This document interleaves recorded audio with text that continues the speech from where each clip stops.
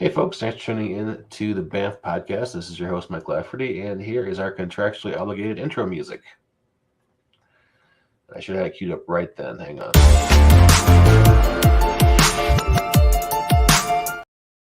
Hey, thanks, folks. That music you heard assures you listen to a high quality farm to table podcast here.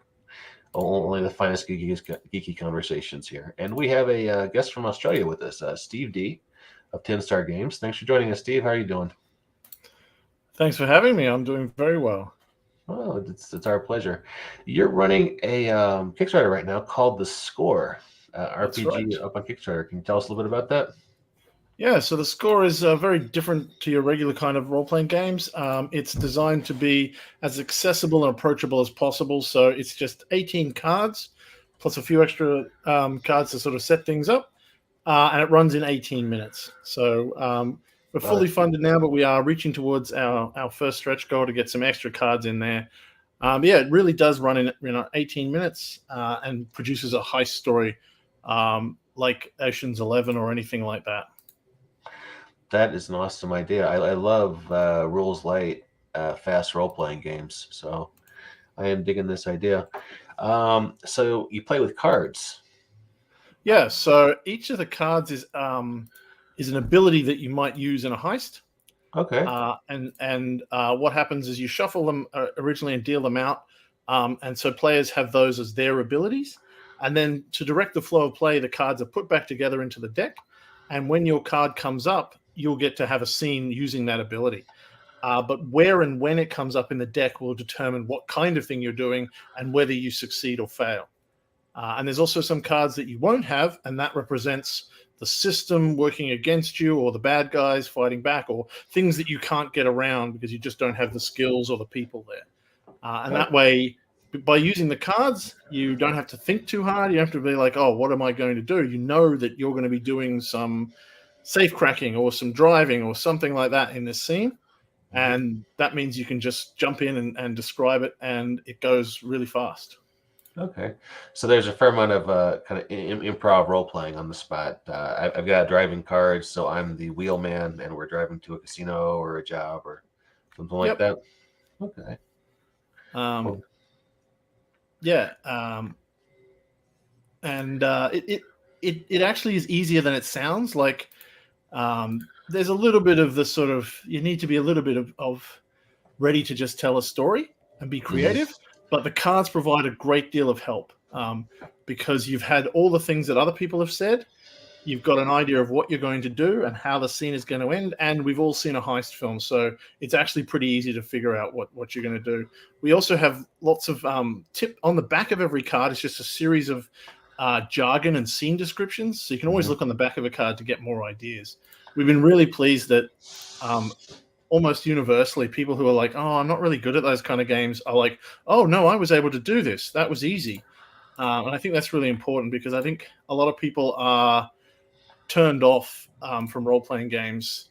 They seem hard. They seem difficult. Yeah. Partly because of the huge amount of buy-in that's required. So we've shrunk that down, but we've also tried to take as many steps as possible to provide as much support and structure to make it easy for people to play. Yeah, I definitely like the idea because, as you say, one of the big obstacles to role playing games is, oh, there's this huge buy-in. Here's a book. You got to make your character. You got to memorize all these rules, and it kind of takes it out of the casual gaming space where, hey, let's play a game over lunch or let's play a game while we're waiting for dinner or whatever. It's I'm really excited about games that kind of move into that more casual, fun space. And I see you guys have beta rules you can download and print like right now if people are curious about it. That is awesome. Yeah. And you have a Roll20 mod. You guys are prepared. That is really great. Yeah, we haven't finished setting that up yet. I'm having some trouble with our accounts on Roll20, but the final version of the print and play is ready to go. And that means as soon as we do fund, if you've backed at that $5 level or above, you will get that straight away in your inbox. And so you've got the beta version. You can play print and play for free. If you're back for $5, you'll get the full version as soon as the campaign finishes. Oh, And sweet. since it's only actually 23 cards, it's not much to print it out, sleeve it, and start playing. Awesome. I see you guys have won some awards already. Yeah, we were really lucky to be offered positions in 2 showcases at conventions last year. The PAX Oz, which we have in Australia every October, has an indie showcase, and we were one of 4 winners of that. That shows off the basically games they think are particularly interesting in the indie scene. You get basically a free booth at the con, which they've been doing for digital stuff for years. Now they're doing it for tabletop as well. So we were able to grab a slot there, and a similar sort of thing at the Boston FIG Fest a few weeks later. So that was really good. Yeah, we've also been featured on a bunch of podcasts as well already, and there's a lot of links there where you can just watch people play. If you don't want to learn the rules, you can just jump on and see how other people play. It's kind of a long flight from Australia to Boston, no? Oh no, that was all digital. Yeah, Oh, perfect. they had a digital convention. It was a little bit weird, but we managed, and yeah, I think that's one of the good things about COVID is we've learned to have a few more digital conventions as much as they can succeed. It helps us get our message out to the wider world. That's true. We've had to evolve, with the new normal and whatnot. So that is pretty cool. All right, so easy game to learn. Not that many cards. Great concept. How long have you guys been working on this? Because I got to say, you've got some amazing, just graphically, it looks really slick. It feels really polished. You guys been picking this up for a few years? The first design was done in 2021, and then we sort of developed it over that year, and we started play testing it, and then we sent it out to different conventions and did a lot of blind play testing in 2022.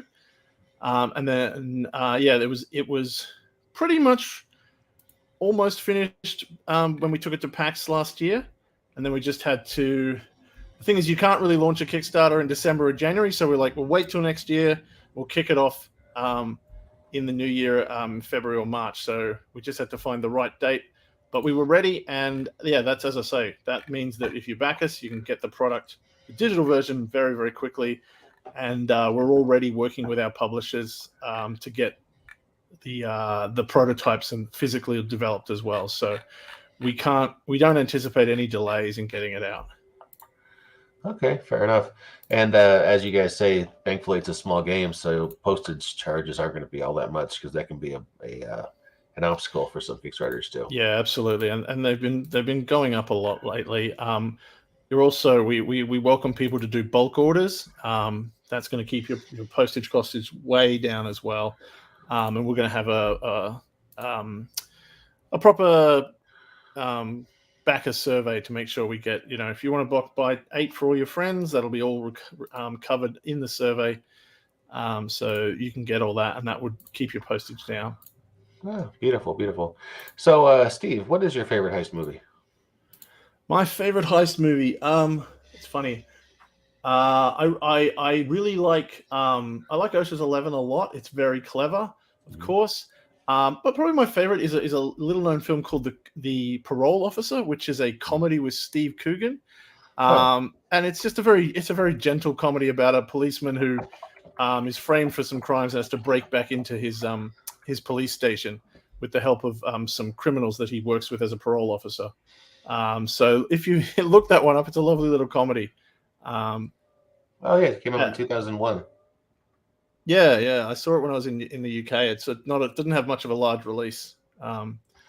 Also, I saw a very cool film when I was very young called Hopscotch, which has Walter Matthau in it, and it's more of a spy chase. You've seen that? Yeah. Hopscotch was something that probably really got me into the heist genre, because it's got all those lovely little misdirections and did they, don't they, who's that, and yeah.